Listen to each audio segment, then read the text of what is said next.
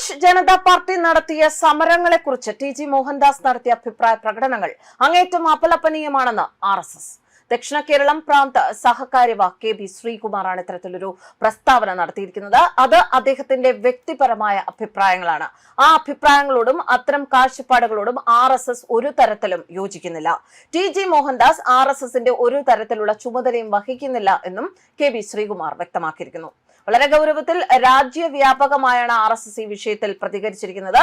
English, Malayalam, Hindi ഭാഷകളിൽ ഈ 3 ഭാഷകളിൽ ടി.ജി. മോഹൻദാസിനെ തള്ളിപ്പറയുന്ന ഒരു പ്രസ്താവനയാണ് RSS ഇപ്പോൾ പുറത്തിറക്കിയിരിക്കുന്നത് എന്നത് ശ്രദ്ധേയം. ഇതുമായി ബന്ധപ്പെട്ടുള്ള വിവരങ്ങൾ ഇങ്ങനെയാണ്. ഡൽഹിയിൽ പ്രതിഷേധിച്ച വിദ്യാർത്ഥികൾക്കെതിരെ വിദ്വേഷ പരാമർശം നടത്തിയ RSS നേതാവ് ടി.ജി. മോഹൻദാസിനെതിരെ അന്വേഷണത്തിന് സർക്കാർ നിർദ്ദേശിച്ചിട്ടുണ്ട്. AIYF സംസ്ഥാന secretary T Jismon, SFI Thiruvananthapuram ജില്ലാ secretary MA Nandan, youth Congress സംസ്ഥാന ജനറൽ സെക്രട്ടറി VP ദുൽകിഫിൽ എന്നിവർ നൽകിയ പരാതി അന്വേഷിക്കാൻ സൈബർ സെൽ IG P പ്രകാശിനെ ചുമതലപ്പെടുത്തിയിട്ടുണ്ട്. ആഭ്യന്തരമന്ത്രി രമേശ് ചെന്നിത്തലയാണ് നേരിട്ട് അന്വേഷണത്തിന് നിർദ്ദേശം നൽകിയത്.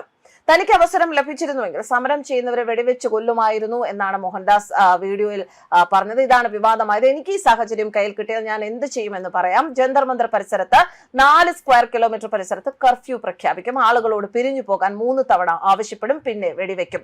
ആളുകൾ ചിതറിയോടും. കുറെ പേര് മരിക്കും, കുറെ പേര് മരിക്കില്ല. കുറെ പേർക്ക് അംഗഭംഗം സംഭവിക്കും.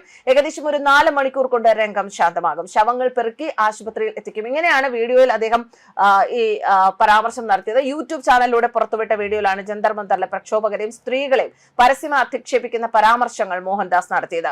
പ്രക്ഷോഭ സ്ഥലത്ത് നിന്ന് പോലീസിനെ പൂർണ്ണമായും പിൻവലിച്ച് സമരക്കാർക്ക് വിട്ടു നൽകാൻ അവിടെ കൊലപാതകങ്ങളും കൂട്ടബലാത്സംഗങ്ങളും നടക്കുമെന്നും ദൈവാനുഗ്രഹം കൊണ്ട് ആരും അതിൽ പരാതിപ്പെടില്ല എന്നൊക്കെയാണ് അദ്ദേഹം പരാമർശിച്ചത്. ബലാത്സംഗം ഇഷ്ടപ്പെടുന്ന സ്ത്രീകളും പെൺകുട്ടികളുമാണ് അവിടെ ഉള്ളത് എന്നും പ്രത്യേകിച്ച് ഇടതുപക്ഷ ജനാധിപത്യ മതനിരപേക്ഷ വർഗ ബഹുജന പ്രസ്ഥാനങ്ങളിലുള്ളവർ ഇത്തരം കാര്യങ്ങൾ ഇഷ്ടപ്പെടുന്നവരാണ് എന്നുകൂടി പുനത്തിൽ കുഞ്ഞബ്ദുള്ളയുടെ കഥയെ ദുർവ്യാഖ്യാനം ചെയ്ത് മോഹൻദാസ് ആരോപിച്ചു.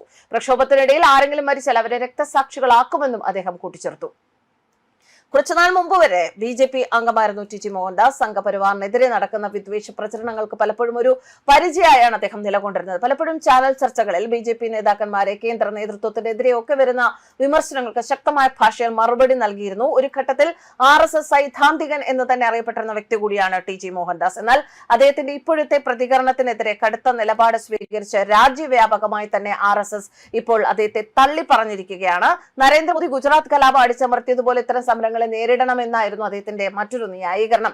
ജനാധിപത്യപരമായ പ്രതിഷേധത്തിനെതിരെ വിദ്വേഷ പരാമർശം നടത്തിയ ടി.ജി. മോഹൻദാസിനെതിരെ ഇപ്പോൾ സോഷ്യൽ മീഡിയയിൽ അടക്കം വ്യാപക വിമർശനമാണ് ഉയരുന്നത്. ഇതുപോലെ എന്തായാലും ഇങ്ങനെ ഒരു പരാമർശം വന്നപ്പോൾ ഇപ്പോൾ RSS വ്യക്തമായും RSSന്റെ സ്റ്റാൻഡ് വ്യക്തമാക്കിയിരിക്കുകയാണ്. RSS രാജ്യത്തിനൊപ്പമാണ്, രാഷ്ട്രത്തിനൊപ്പമാണ്. RSSന്റെ ആശയങ്ങൾക്കൊപ്പം നിൽക്കുന്നവരാണെങ്കിൽ പോലും രാജ്യത്തിനെതിരായി അല്ലെങ്കിൽ രാജ്യത്തെ ജനതയ്ക്കെതിരായി എന്തെങ്കിലും പരാമർശം നടത്തിയാൽ അവിടെ RSS ശക്തമായ ഭാഷയിൽ പ്രതികരിച്ചിരിക്കും എന്ന് തന്നെയാണ് ഈ ഒരു പ്രസ്താവനയിലൂടെ ടി.ജി. മോഹൻദാസിനെതിരായ അല്ലെങ്കിൽ ടി.ജി. മോഹൻദാസ് RSSന്റെ ആരുമല്ല, അദ്ദേഹം ഒരു ചുമതലകളും വഹിക്കുന്നില്ല എന്ന RSSന്റെ ഈ പരസ്യ പ്രസ്താവനയിലൂടെ RSSും തങ്ങളുടെ നിലപാട് വ്യക്തമാക്കിയിരിക്കുന്നത്.